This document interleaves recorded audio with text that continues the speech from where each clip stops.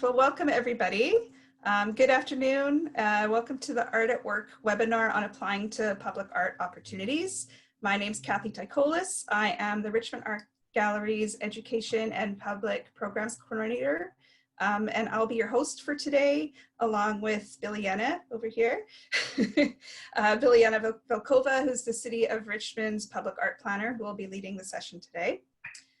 So first, I would like to acknowledge and give thanks that we are able to continue working virtually and offer this free program from our homes, which so happens for both of us to be located on the unceded, ancestral, and traditional lands of the Musqueam, the Tsleil-Waututh, and the Squamish nations of the Coast Salish peoples. So thank you everyone for coming today. And for those who are new to the program, the Art at Work series is a partnership between the Richmond Art Gallery, Richmond Public Art Program, and the City of Richmond's Art Services Department, offering these free monthly sessions every spring to provide professional development for visual artists. For today's live session, we have structured it to be as interactive as possible. So we do welcome your questions throughout the entire presentation. Biliana will start off by sort of giving an overview of Richmond's public art program, and then we will go through a sample public art call step by step that I did email to you earlier today, so hopefully you all received that. I'll be monitoring the questions throughout the presentation, so as I said, you do not have to wait till the end. So please feel free to type in your questions. You can do so at the bottom of your Zoom screen. You'll see a chat, which you just click on, and you can type in your questions there. Or if you prefer, you could use the Q&A. Either one will work, and I will be monitoring them throughout today's session. And I will every now and then interrupt Biliana just to ask your questions. So hopefully we can get to all of them today. But also know if we don't, you can always contact us later via email if you did have any specific questions. So for now, I will just turn it over to Biliana, and she can introduce you to the public art program. Great. Well, thank you, Kathy, and thank you so much for everyone that is joining us today. Yes, I'm Biliana Velkova, the Public Art Planner for the City of Richmond. Very excited to do this webinar today. I've done it in person, so this is a really exciting opportunity to do it online and also have it recorded and archived. Yeah, so the Public Art Program for the City of Richmond has been around for over 20 years. We actually started our program in 1997. And we currently have over 275 public artworks, both temporary and permanent, in our collection throughout the city. And we'll continue always growing it and adding new artists to our roster. So it's a very dynamic and a very complex program.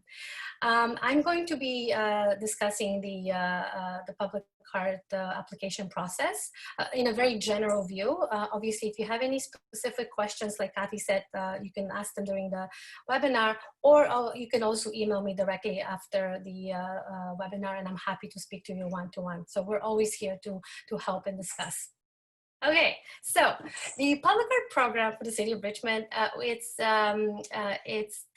comprised of three main programs. So we have the civic program, the private program, and the community public art program. This is very general information, but just giving you an idea of how it's funded. So the civic public art program, it's part of our policy where anytime there's a capital project being built in the city, such as a fire hall or a swimming pool or even a pump station, 1% of the construction costs from this project is budgeted for a public art piece that will be connected somehow to the project. So it's a really good way to interpret the function of the building or the space where the public art is going. It's a really good way to connect artists with new opportunities. And it's also a really good way, again, to tell stories, because public art in our city, or in general, is about telling stories. So recent examples of the civic public art program include the artwork in front of the Mineral Center for Active Living. It's called Together, two large figures. It's actually currently lit up at night to support the frontline workers. We've done work in front of the fire hall recently that we just opened, Fire Hall number 1, Richmond Firefighter.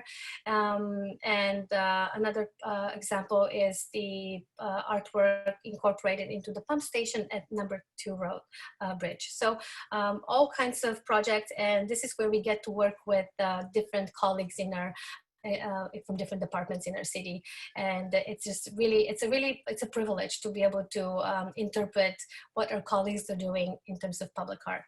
So that's the civic program. The private public art program, it's funded through private developer contributions, and it's typically about 0.5% of the construction costs for any development.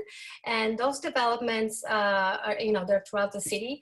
The private developer does have the choice, so the opportunity to either install an art piece, typically on their property, or give money to the public art reserve in lieu of an artwork. So it's a little bit of both, depending on the project. And we do have a lot of private public art throughout the city.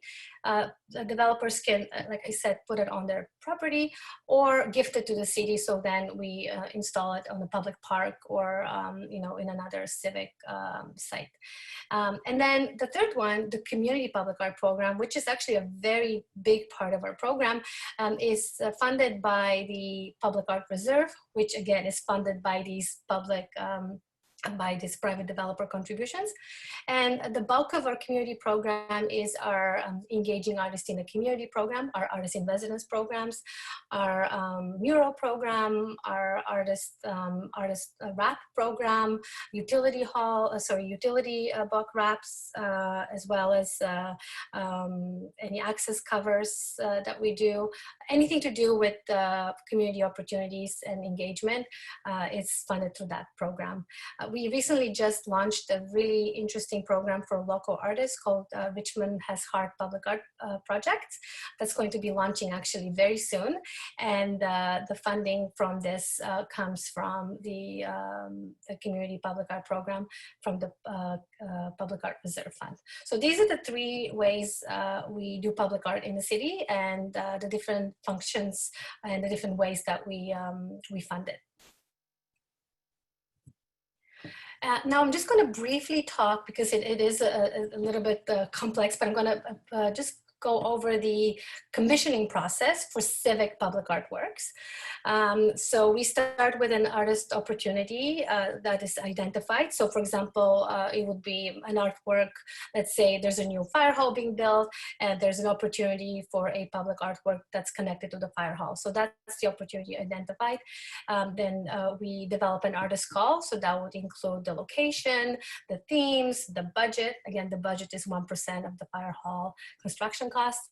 The timeline will be connected to the timeline of the construction of the fire hall, and any other information that would be needed for putting together this artist call. Then that artist call goes to review by the Public Art Advisory Committee.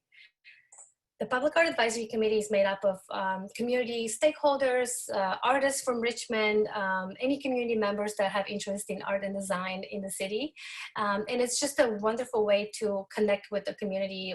Whenever we do any artwork or any policy change or new policy, we have that community pulse that we're always able to check in. This committee is appointed by council. And we also have a council liaison on the committee. So after the committee has, they might have some revision or some edits or some comments to the call, they endorse, if it's endorsed, then it goes to presentation to council. So council looks at every civic public art call before it goes out, and it makes sure that it connects to the public art plan, the terms of reference, and they're generally approve of this opportunity. So after the call is approved by council, then we go through our selection process, which I'll talk about. And then once we have a concept that comes out of that selection process, that concept is presented again to City Council, because at this point they have only seen the call. So now they're going to see the actual concept proposed for that site, and they either approve it or not. So once it's approved, it goes into project implementation, fabrication, completion, and then finally documentation. So these are the steps that we're guided by. And it's really important to note that these come out of our policy, and it's important for us to we always follow those. We're guided by those processes. So every call, every opportunity is treated the same way, and that's guided by that process. It is also based on best practices around Canada and worldwide as well. And we're always making sure that we are on top of council priorities as well as best practices. Oh, we have a question. I have a question. How long would you say this process normally would take? A very good question. Typically about a year, but it is dependent on also other factors, such as, for example, if the fire hall, it might take about a year and a half or 2 years to complete. So we would be married to that schedule. So typically between a year and a few months, but if the project is tied into a larger capital project, it may go for a bit longer, but it has to be connected, it has to be finished in line with the completion of the larger project. But yes, a year is a good guide. Great. So I don't know where our today's artists usually subscribe to calls, but I wanted to make sure that you're aware of where we put out our calls for artists. So first of all, we have our listserv at Public Art. If you email us at publicart@richmond.ca, we'll make sure that we put you on our listserv. Also, if you've ever applied to any calls with us, we make sure that we get your permission to put you on our listserv. We also put out our calls on the Arts and Culture e-blast, which is our department e-blast. So we share the different news with our colleagues from the Richmond Art Gallery, as well as Art Services, and other arts and culture departments, but make sure that you are also subscribed to this if you'd like to get any information on the arts and culture department in the city. So we put out information there. We also, make sure that you are subscribed if you're interested in getting information from other municipalities. You can look at, City of Vancouver has an e-list serve. City of Calgary, you can reach out to other cities and just ask to be put on their list serve, so you're always aware of any specific opportunities that come out of these agencies. The Creative Cities Network, it's a wonderful organization. There's Canada-wide, and they provide best practices research, and they also they do a conference every year with up-to-date information about municipal artistic landscapes. So it's just a really great tool. And on their website, there's a tab for public art calls. Same for the Alliance for the Arts. I'm sure a lot of people are familiar with them, Akimbo, Instant Coffee, and so on. So just another one we do, and it's not on here, is we also put our calls, we send them to alumni associations. So Emily Carr or, UBC that would have their own listservs for their own alumni. So we make sure that, we put out our calls far and wide for artists to be aware of them. Another thing I wanted to share is, you might be interested in researching public art consultants. Typically, private public art processes are guided by public art consultants that represent the developers. So they're always looking for new artists. They're always looking to look at different practices. So research public art consultants in your area and make sure that they're aware of your practice. You can just send them an information email. You can send them your website, or if you have a package that you send out, just to make yourself aware. There's a question. There is a question. Alexandra wants to know, are these calls exclusively for visual artists, or are they open to media, video, sound artists as well? Depending on the call, for public arts and culture e-blast, it's very varied. So we would have sound calls and two-dimensional calls because that e-blast is representative of all arts and culture parts of the City of Richmond Arts and Culture Department. So if the Richmond Art Gallery, for example, has a call for sound artists, they would put it on here. For public art, our calls are actually quite diverse. The call I'm going to be sharing as an example today, it's actually can be very much tied to someone with a two-dimensional practice. So it really depends on the opportunity.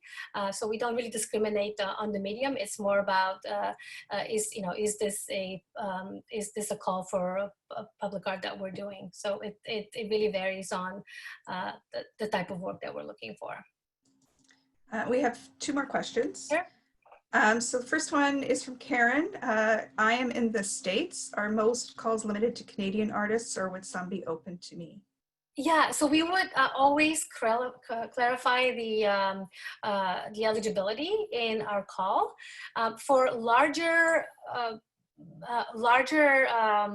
public art opportunities, mostly civic ones. We've had ones that are international.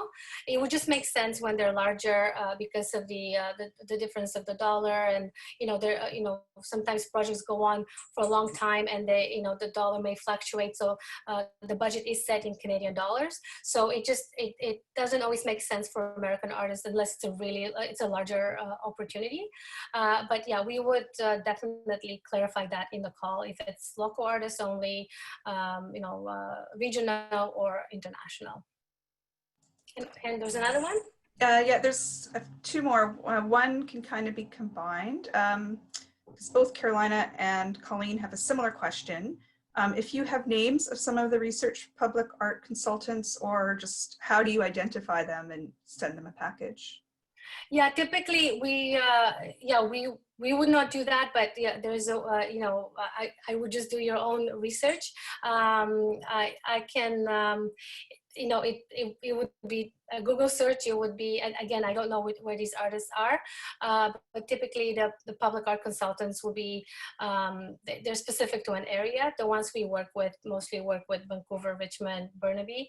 I know there's ones that work in Alberta that are more specific to that area. So it's just really just doing your research. The other question is, given the current COVID situation, what is the percentage of public art projects that have been put on hold this year? Actually, I'm really amazed and happy to report that we've been busier than ever because we don't have a facility to close, and all our programming is outside. We've been able to do a lot of, we didn't stop. We're animating our program in many different ways, in the same ways that we've done before, but it's just a little bit amped up now with bike tours, with video interviews, with lectures. Like I said, we just did a project through our community public art program, Richmond Has Heart, which is around connecting to the community during this crisis. So we were able to actually really show the power of public art during this time. In terms of the larger civic projects and some of the larger private development projects, there wasn't any cancellation. There was some delay in a couple of projects because of supply of material. In one case, the factory where the work was going to be done was closed for a while, but now it's reopened. So there was a little bit of delay, but there was no cancellation. So we were lucky. And I've also spoken to other public art officers in other cities in the area here, and they're also noticed that they've gotten busier. And just to add, construction is deemed an essential service. So, none of the private developer projects actually were stopped. Everything was going as, as per, well, not per usual, but as per the schedule. And we didn't see any delays there. And we wanted to make sure that our artists continue to be employed and supported. Anything else? Nope, that's it for now. Great. Okay, so just a really brief overview of the what a typical call for artist includes. So first of all, just want to make sure that you're aware of the difference between an RFP and an RFQ. RFP is our typical public art call. It stands for request for proposals. So the request for proposals, of course, it's having it's the request for the concept idea for the work. We also do ask for some background information on the artist and their practice, but it is concept driven. Where the RFQ, which is a request for qualifications, there's no ask for a concept idea. It's for past qualifications such as past artworks and as well as education and experience from the artist. For the RFQs, for example, we would have had that call. We do have a mural roster, so we have a roster that we update every 2 years of potential mural artists, and when mural opportunities come up, we match them with the mural artist roster. So for that one, obviously we didn't have any specifics to a site yet, so it was just an RFQ. And with the RFP, and I'll get into this a little bit more later on, but it's a two-stage process. So in the first stage, we never ask artists for drawings of their concept. It's more of a letter of intent. And once they get shortlisted, then they get paid an honorarium to actually develop their concept a little bit more. So I wanted to clarify that. Then the call would have the terms of reference, which is, you want to look at the terms of reference when you look at a call to see if it's an interest of you. So do you meet the needs of and wants of this project? Is this something that you would be interested in? And do you have the experience that is being asked of you? Do you have time to dedicate this project? So this is why, thank you, Kathy, for that question. Public art, it does tend to be a longer process.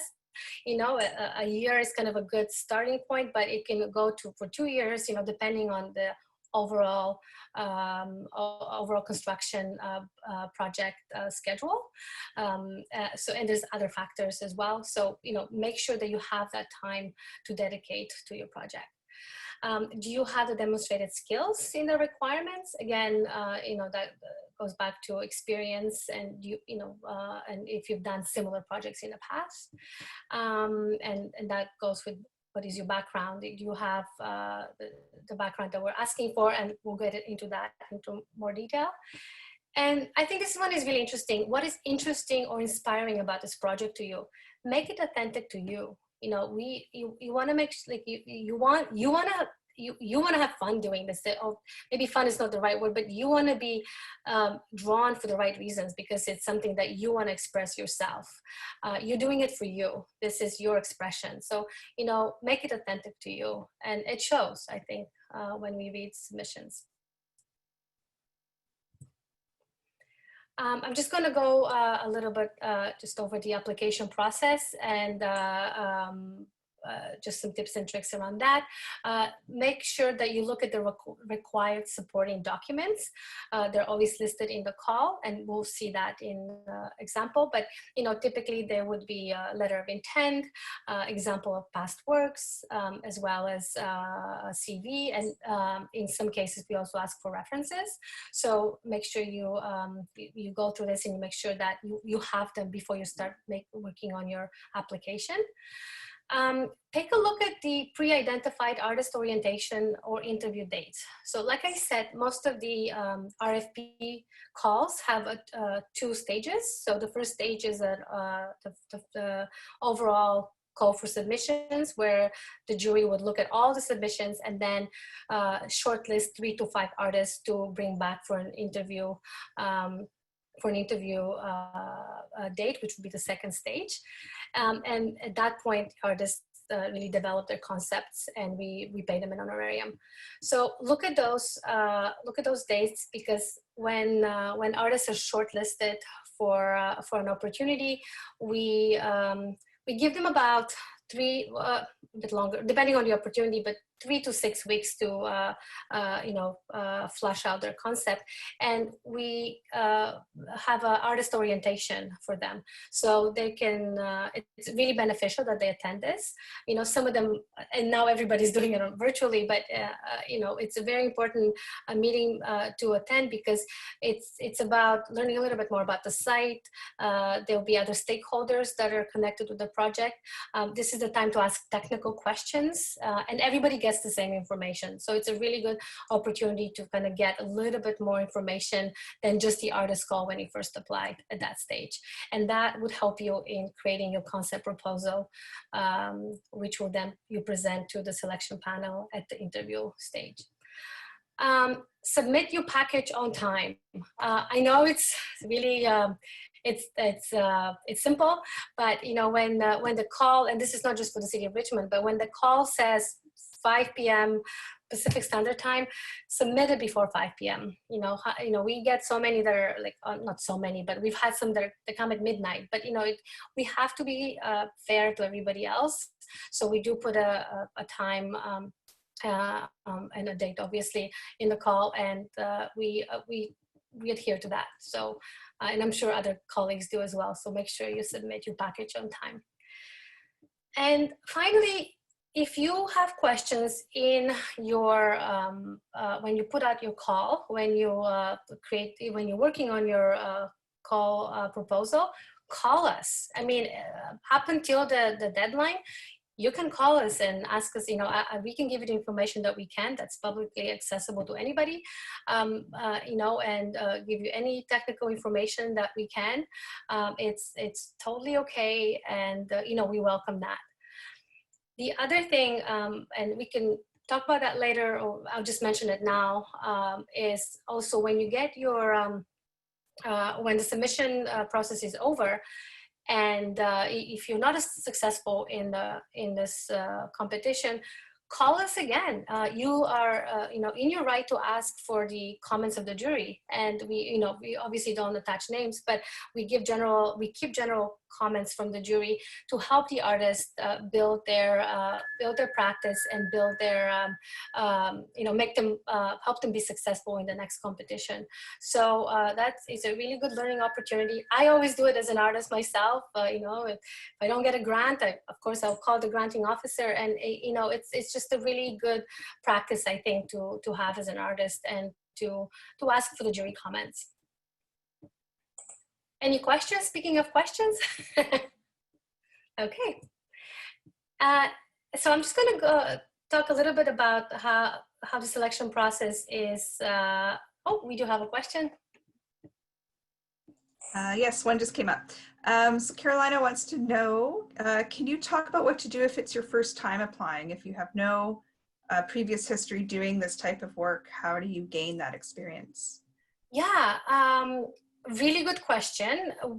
We're really cognizant of emerging and young artists as well in the City of Richmond, and we do have many opportunities that artists can get involved that are emerging in and trying to get into the public art practice. So first of all, continue to apply. Even if you're not successful in your first goal, continue to apply. But many, we would clarify in the call that is for an emerging artist opportunity, and in some cases, and actually the call that I'm going to be talking about, I think it's a good example. You don't really need to have a ton of specific public art experience. Some calls are very easily translated for artists that just work in two-dimensional practice and can have their art translated into a public art realm. So, photo-based artists, for example, is a really good example. We do, we do calls for the Capture Photography Festival, for example, where it's a really good way to get involved with public art on that scale, but you're still working in your medium of photography.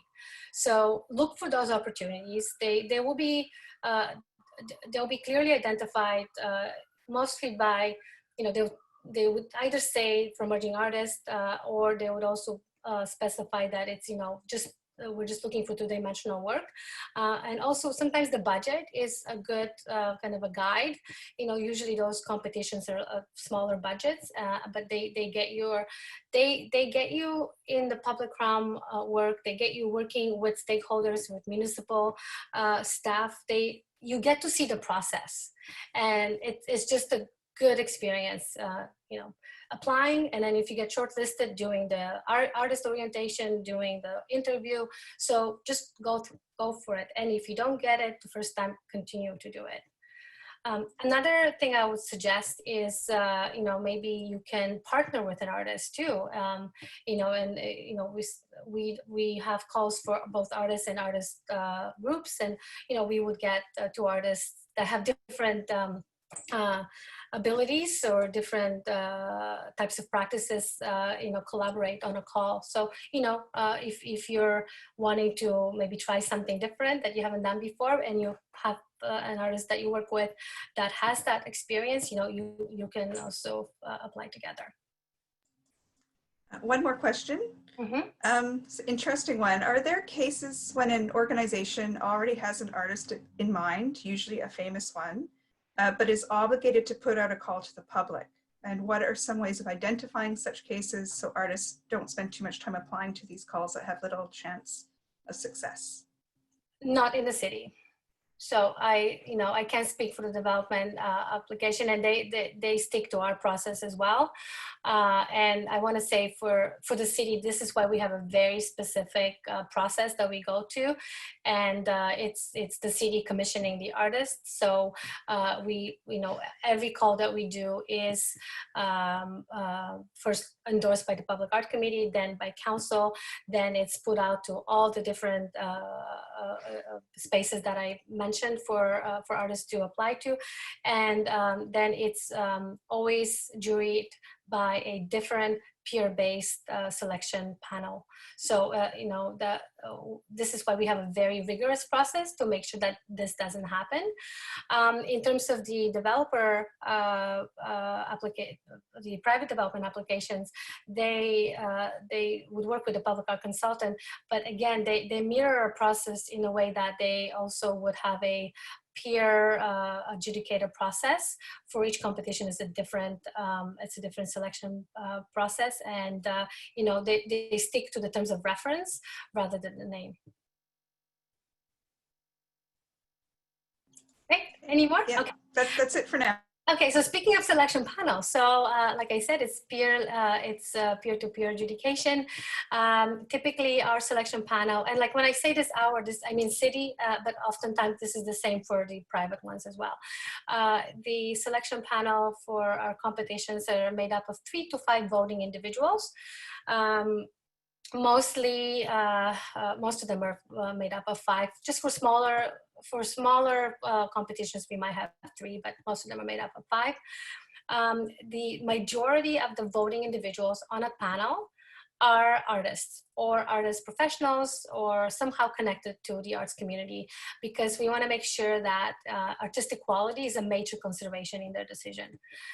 We also have community stakeholders or representative as part of that jury. So it could be someone that lives in the area that the art is going to be going. You know, it could be someone from an organization that works closely with that works closely with the art, where the location of the art is going to be, or is going to be connected to it. So we want to have that community, the community connection. We also will have panel advisors on the panel. So those are made up of staff, and you know, public art is there to facilitate the process, but we would invite our colleagues from, depending on the project, but transportation or parks or recreation. So they're there not to vote, they're not a voting member, but they're there to give advice to the selection panel throughout the process. So for example, I'm going to go back to my fire hall example. We might have someone like the fire chief or somebody from fire to speak about, you know, how the everyday work is done in the fire hall, you know, what are the objectives, you know, for the call. So when we actually put out the call, we also involve the panel advisors from the very beginning. So they're there throughout the process advising, because they're the ones that they're going to be living with the piece, right? And they have to be involved as well. We also might have the different community stakeholders as well, like board members or other community stakeholders. We also have city, we would have representatives from the Public Art Advisory Committee, and they're there to observe the process. So they're not panel advisors, they're observers. So they're there to make sure that we follow that process that I talked about, you know, all the steps in terms of our very established, rigorous process for selecting the art. So they are there as observers, and they're always invited to every opportunity. Any questions about the makeup? Great, okay. Selection panel review, I just took a look at the time to make sure that I'm on time. It's good. I just wanted to kind of go over how the selection panel reviews the submissions. So typically after the deadline closes, we have about a week or so of, you know, we put together, we collate them all, we organize them, and then we send the package of all the submissions to everybody on the selection panel. So the selection panel has about a week to go through them. So they don't actually see them when they first meet. That's not when they see them for the first time. They've had a week to go over and review the submissions. And we help them with an evaluation sheet, which is based on the selection criteria for the call. So they can make notes and you know, evaluate on their own. And when they meet, then they discuss their, each submission is discussed, and then it's evaluated based on the identified selection criteria. So this is when this rigorous process of the deliberations happen by the selection panel members. And it's always really interesting to be a part of. And you know, at the end, we help them facilitate and deliberate for the panel.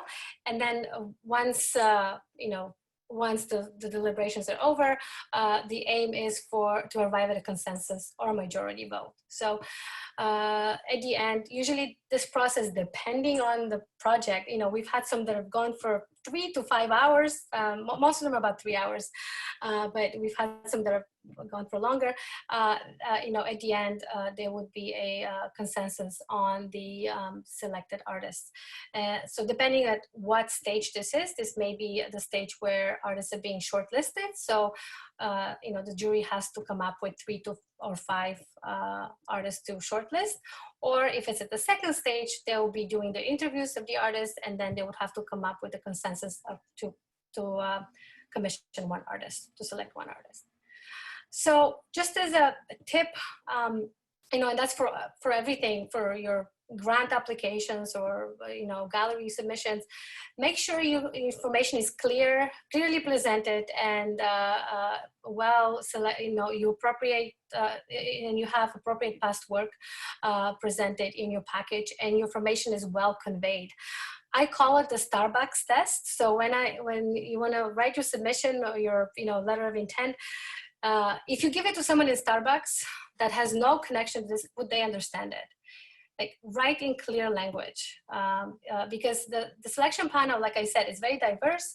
There's artists, there's community members, you know, it's not an academic paper that we're looking for. And you also have to think about on their end, you know, they might have 30 to 60, or, you know, in some cases, many submissions to go through. You want to have a concise, clear letter of intent that shows that what, you know, what your idea is and how you're planning to execute it. Yes, question? Yes, a question from Sandra. Is the evaluation form based on a point system? It can be. Really depends on the opportunity. So first of all, it's based on the selection criteria that's in the call. So they're connected. So each, you know, each evaluation point of it is connected to a point of the selection criteria found in the call. So we actually find a yes, no, maybe a little bit easier to do on a smaller scale evaluation. But if you want to get a little bit more technical, we've done the number system as well. It really depends on, again, how many submissions we've had. If we have, like we've had some that we've had, 90 submissions, it gets really mathematical if you're going to do points, numbers. So we do yes, no, maybe in this case. It really depends. But the most important thing is that evaluation is connected to the selection criteria. That's what the basis is. Okay, any other questions? Okay, the Starbucks test is also your mom test. I also find if you give it to your mom and she understands it, also it's good. Okay, and then once you're selected, just really quickly, then we would go into the contracting process. So this is when we execute the artist agreement between the city and the artist. This is when we look at the scope of work, which is included in the artist agreement, the project timeline and deliverables. Again, the project timeline is very much tied to, in the civic process, it may be tied to a larger timeline with connected to the larger capital project. And then the deliverables are connected to the scope of work. And we also base the payments, the way you're paid as per your contract, on the deliverables. So let's say there's 4 or 5 stages in your deliverables of your contract. At the end of each one, then you invoices and you get paid. So when you get your agreement, you don't get paid the entire lump sum. It's based on delivering those deliverables. Then if you're, yes, question? Yes, Catherine has 2 questions regarding the selection process for 2-stage calls. Mm-hmm. So 1, does the committee call references in stage 1? And 2, when showing past work, do the examples have to relate to your concept if in stage 1, or you don't need to share your concept yet? So the first question, we typically staff calls, not the committee, and typically it's called at the second stage. So if we ask, we don't typically ask for references.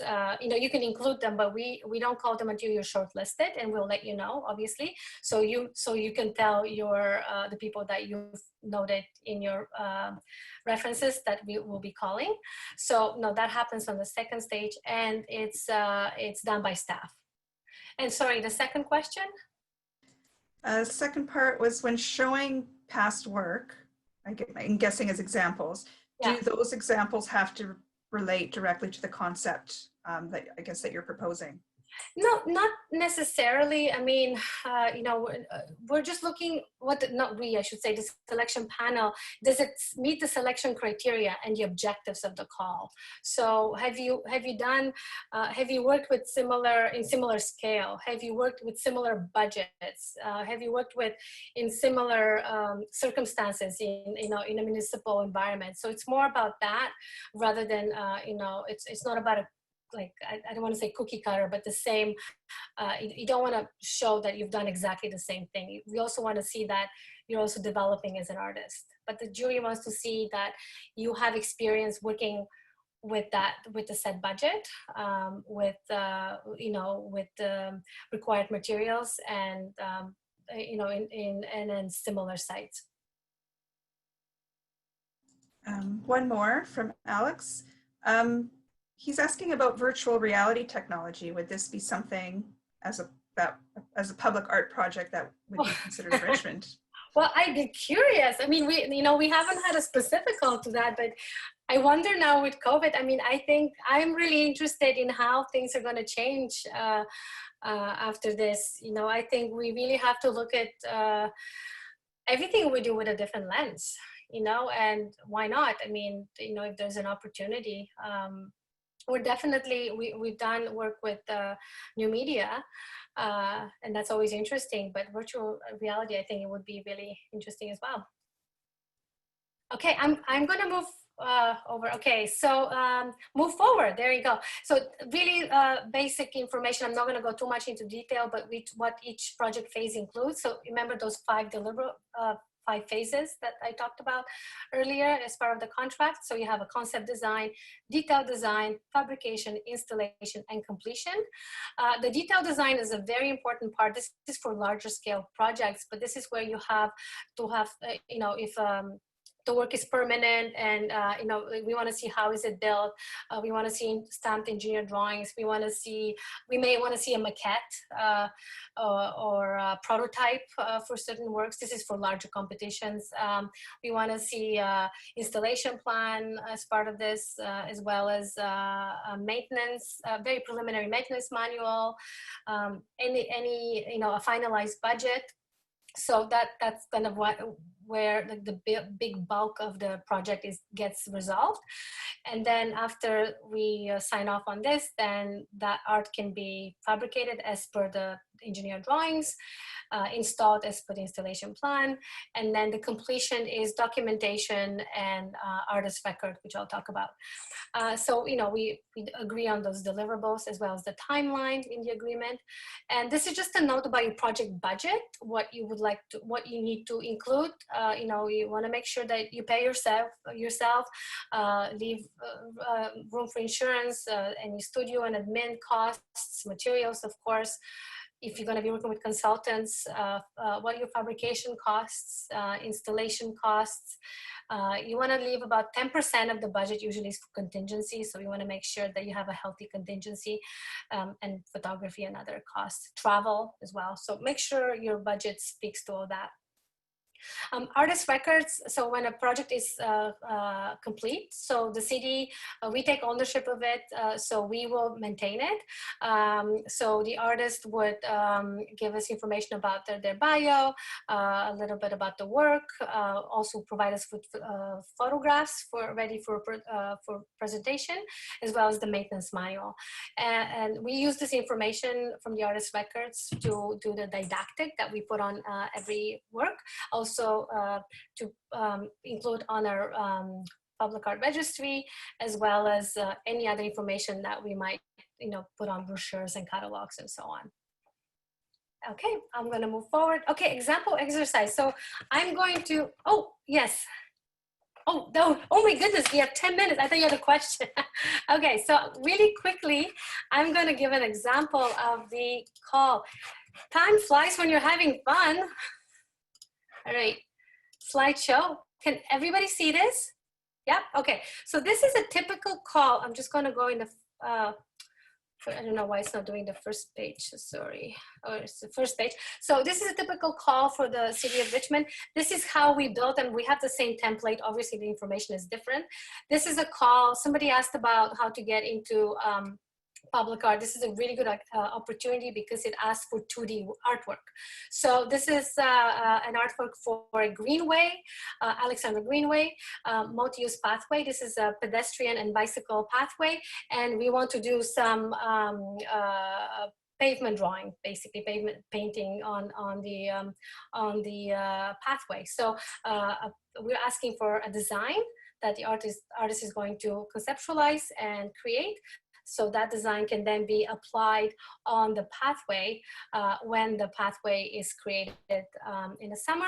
And the artist gets an artist fee for the design, but the city looks after the installation, fabrication, and everything else. So really a good example of how to get into public art, because it's not a overly technical call, but it's a good opportunity for emerging artists. So this one is $5,000 design only, and you want to look at the eligibility. So this is for artists residing in Richmond or BC.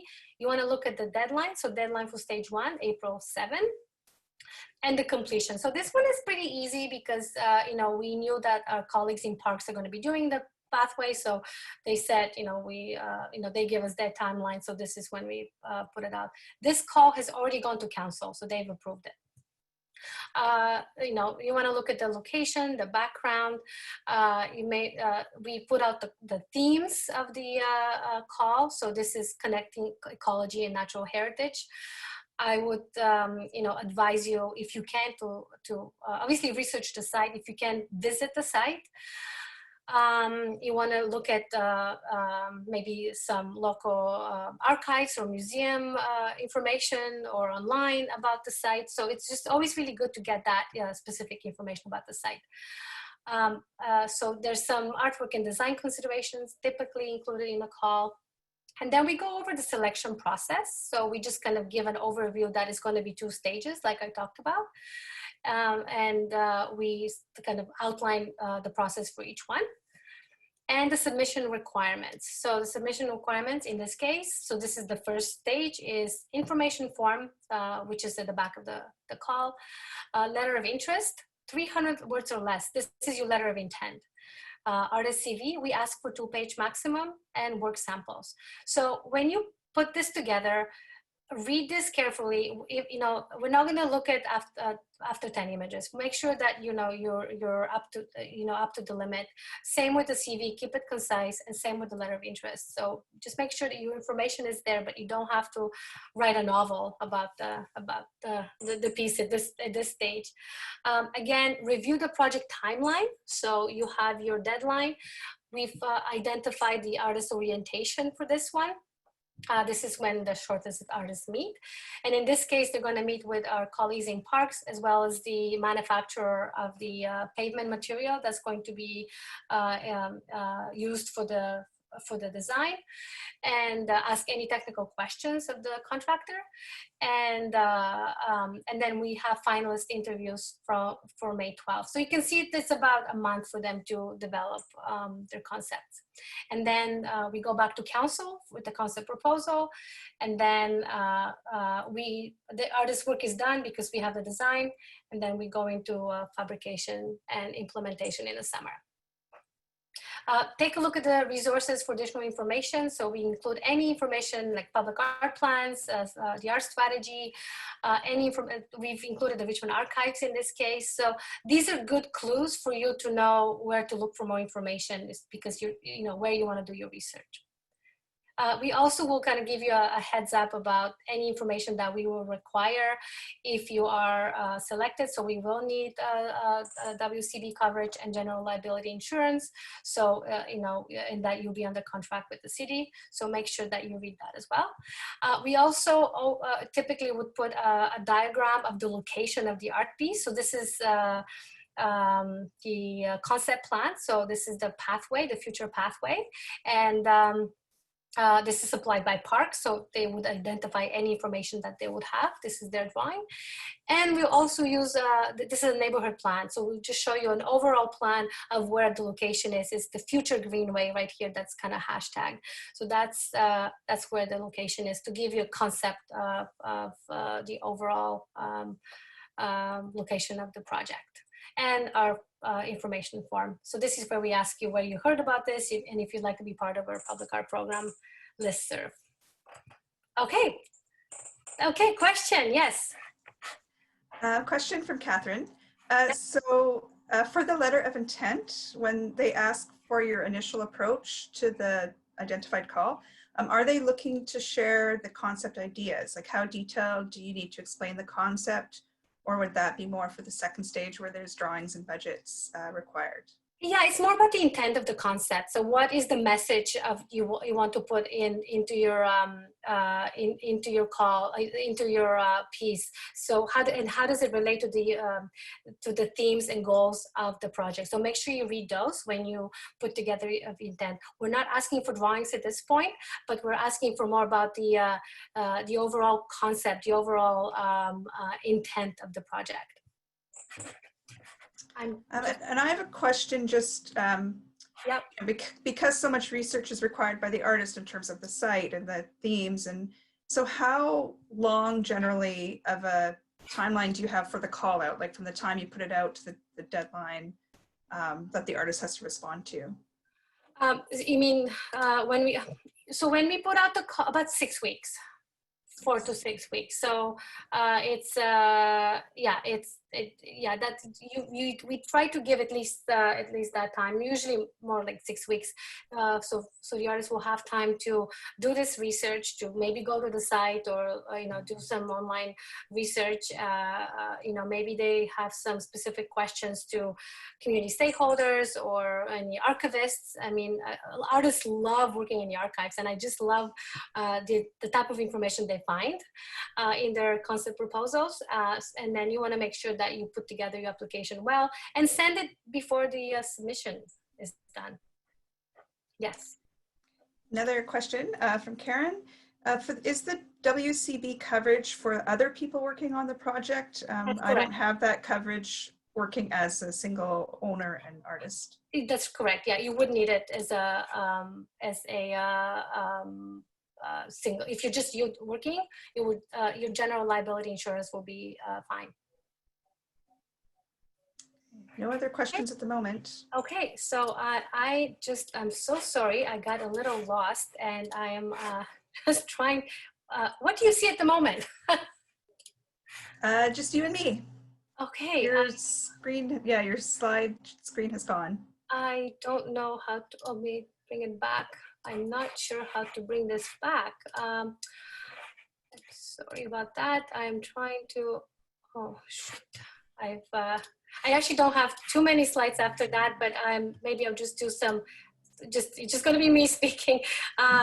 So just want to make sure to just reiterate some of the forms, some of the messages. So make sure you visit the site. Like I said, do your ask questions when you do your research. You can also start with point form. Ask, why do I want to do this? What is the message? How do I want to do it? Where do I want to do it? So kind of that's kind of the type of process that you want to do when you put together your letter of intent, and then keep it concise. You don't, like I said, 300 words is more than plenty that we are requiring. And again, make sure that you have your timeline and your project, you look at the timeline and make sure that you have plenty of time available to complete the project. And make sure that if you need any specific other information, or if you need other consults, make sure that you have those people available. If you, for example, if you're working on a project that would require extra knowledge around plants, you may want to connect with a horticulturist or a botanist to get that information. So give yourself enough time to do that proper research. I have one last question that I think is a really good one for someone who hasn't worked on a public art piece before.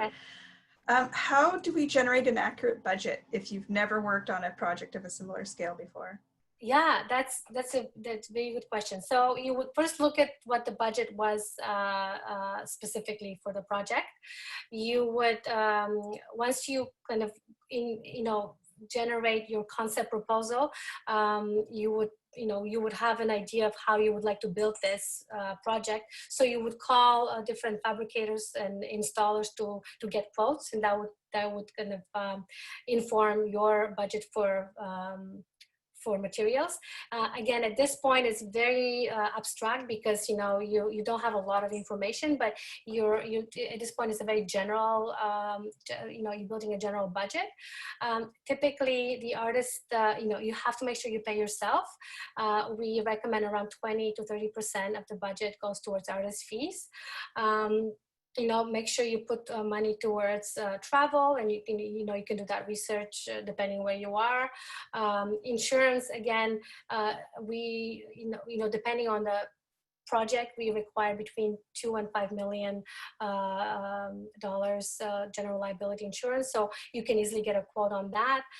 So depending on your project, you would just build it based on quotes and research on your own for the needed information that you would need to include. Make sure that you include, like I said, 10% of contingency. as well as any consulting fees. So any engineered drawings, if you have to create those, any, you know, you have to do a traffic management plan. This is for larger installations. So, you know, you want to, you want to make sure that you have enough funds in your budget for those other consulting and contractor fees. If that makes sense. Great. Yeah. And then finally, I just a couple of other tips. It's more of a smaller thing, but when you do your slides, make sure you do them horizontally when you do your images, because we do project them. Well, when we used to meet in person, but you know, we do project them on a screen, and they look better when they're horizontal. So it's just a good tip, general tip when you apply for grants or submissions for galleries as well.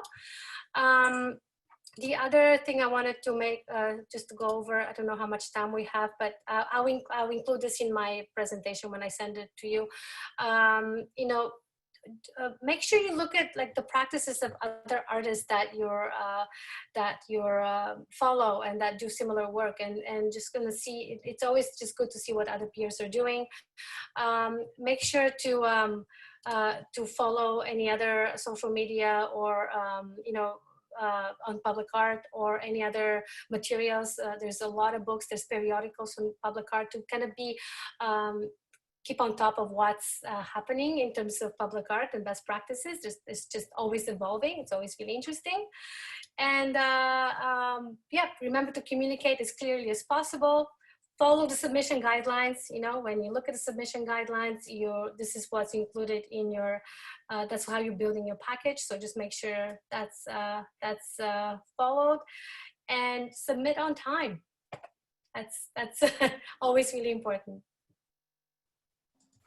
Okay, well, great. Thank you, Biliana. It was a great presentation, very clear, because we don't have any more questions. So I do think people got a lot out of it, and I am getting a lot of thank yous in the comments. So thank you. Thank you very much. So I think we'll end it here for today. I will, when this goes up on our website, I will add in a link in terms of contacting us and contacting Biliana if you did want her slide presentation. So that can get forwarded to you. Otherwise, please join us. We're actually back in about 2 weeks with another Art at Work webinar on how to sell your artwork with Jeffrey Boone. So join us then. Yeah, it will be a good one. And you know, and just stay in touch with us. Again, if you have questions, we're here to answer questions for you, and we'll include all those links once we post this live. So thank you. And thank you very much, Biliana. Thanks everybody for spending your afternoon weekend with us. Thank you. Have a great weekend, everyone. Bye. Bye.